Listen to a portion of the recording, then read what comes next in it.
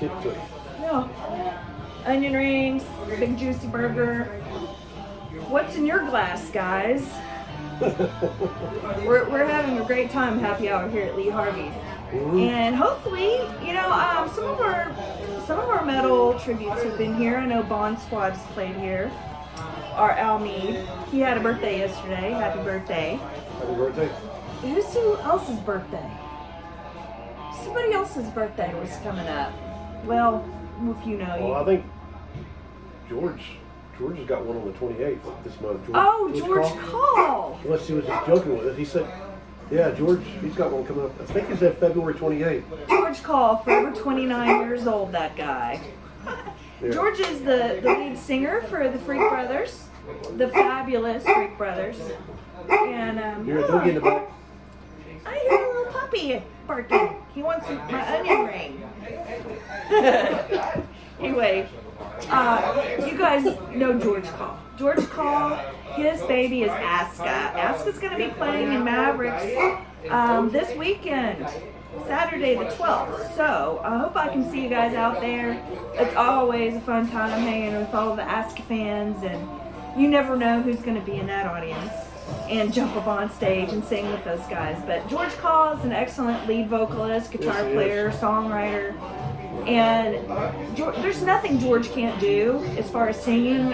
He is like my favorite male vocalist, and I know he may go like, oh no, that Michelle girl again. But I follow George around pretty much like whatever project he does, I love.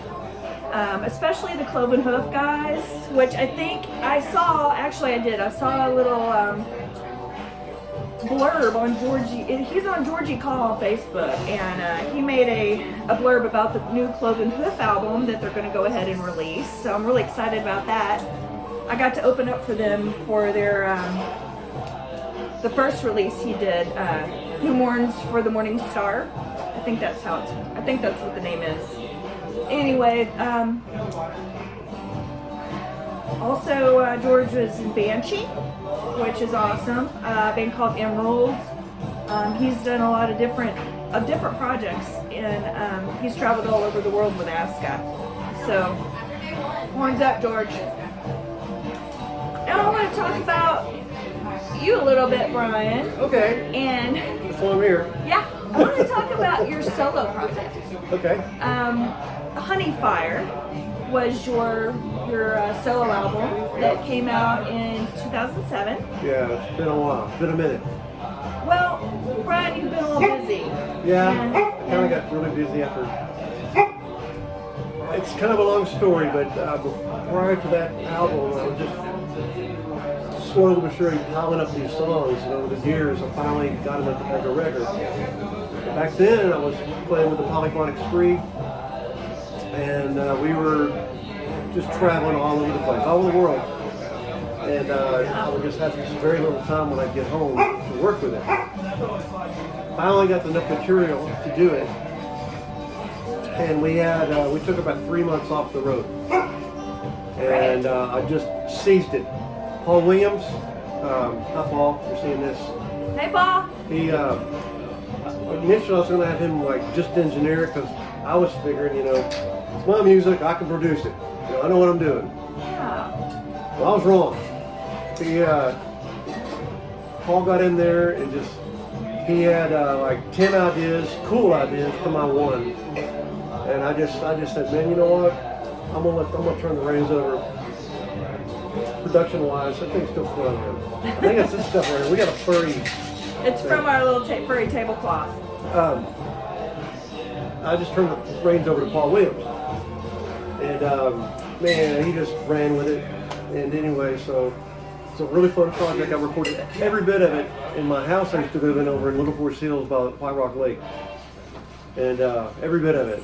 And so it turned out really good, but you can find it. It's called Honey Fire, Bryan Wakeland, Honey Fire. What is it on? It's on Spotify. You'll see, I'll look at my notes. iTunes, Apple, and Amazon. Yeah. And I've been listening to it, and I really love it. It's an eclectic blend of different sounds. It's a different. Yeah, it's kind of all over the place really, but at the same time it's cohesive. And I played pretty much all the instruments on it except for bass. I didn't want to deal with that. So I just had a bunch of friends come in, different bass players come in and play bass on it for me. So it's fun.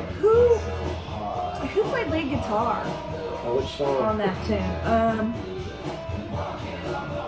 gonna say it was one of the last ones on the album. I can't remember. I know I loved "Wanna Be Your Hero" and the title track "Honey Fire" was awesome. And then what was the other Honey one? Fire, I played lead on that lead guitar on that one. Oh, you did? Wanna Be Your Hero, that's actually a piano solo that I did. With my buddy Brian Miller, hi Brian. He plays partially lead on that with his psychedelic kind of guitar. Just check the album out. Yeah, check that one You'll out. see what I'm saying. So, the song that I was talking about earlier, Devil in Paradise? Devil in Paradise, had a kind to me, when I first heard it, it had a Beatles feel to it. I've heard Have you people heard say it reminded with John Lennon a little bit. Yeah, it did. I think that he was there in spirit for you that day. I would like that would be awesome. Well, John Lennon, man, that guy. Yeah. Wish he was still here, but I bet he likes your work. I would hope so. It's interesting that about Honey Fire is I recorded the girl I was going out with at the time. I think it's about 03.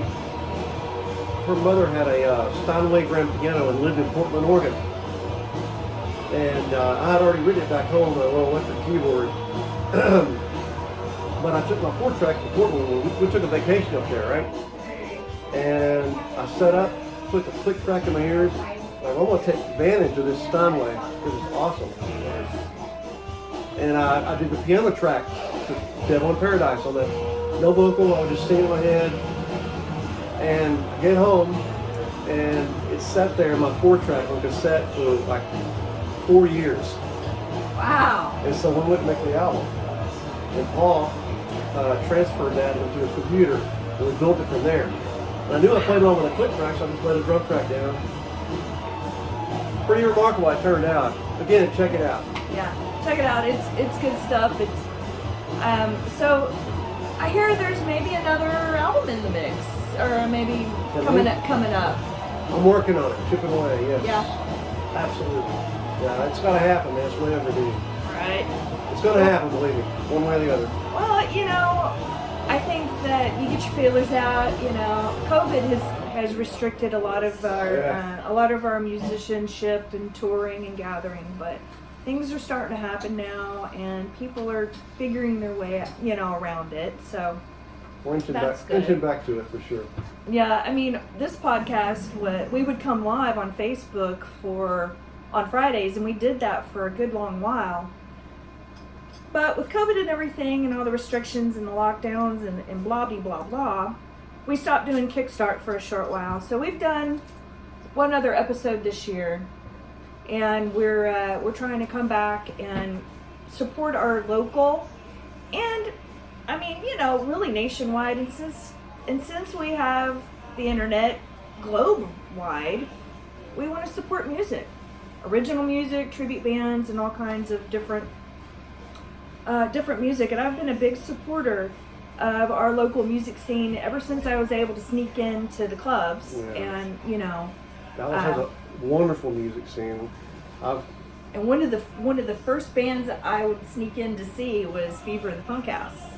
Cool. That's my first Dallas fan back in the day, and that's how I met Michelle. Used to come see our shows. I did used to come see your shows, and I turned 21. Sneak in or jump over the fence underage. Yeah, I turned 21, back in the day, Club Dada. And Fever in the Funk House was playing Club Dada that night. I think you were playing with Tin Hands. Probably. We played a lot of shows. We had the same manager, so yeah. Yeah. And that was pretty cool. And I was like, well, don't tell anybody I'm 21 because I've been sneaking in here for a while now. So just keep a hush-hush on it. But, Those are magical times, man. Yeah, good times. Good times. So, is there anything else that I've missed? You want to plug? We talked about Polyphonic Spree a little bit.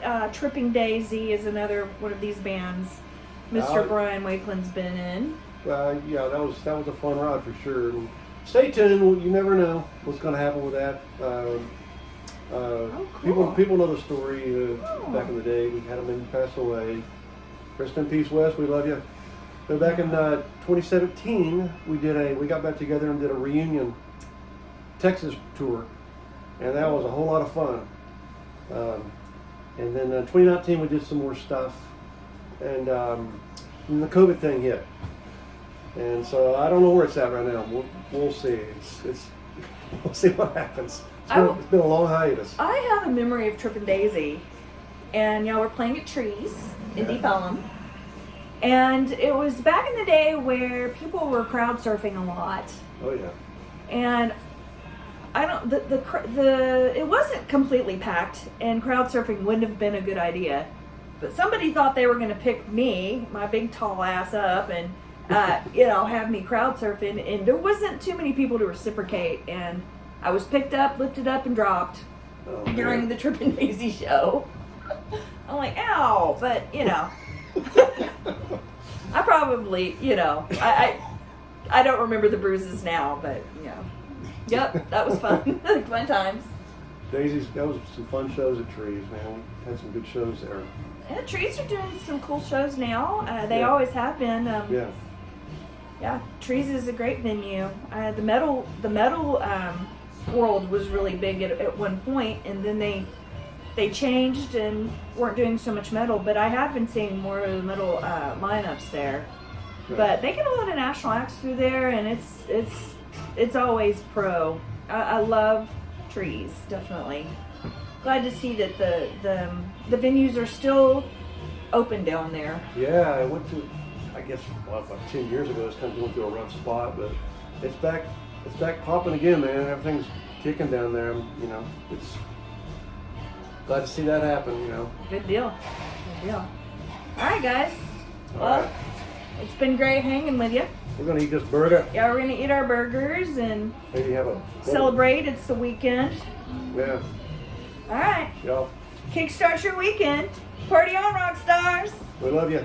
Y'all be safe.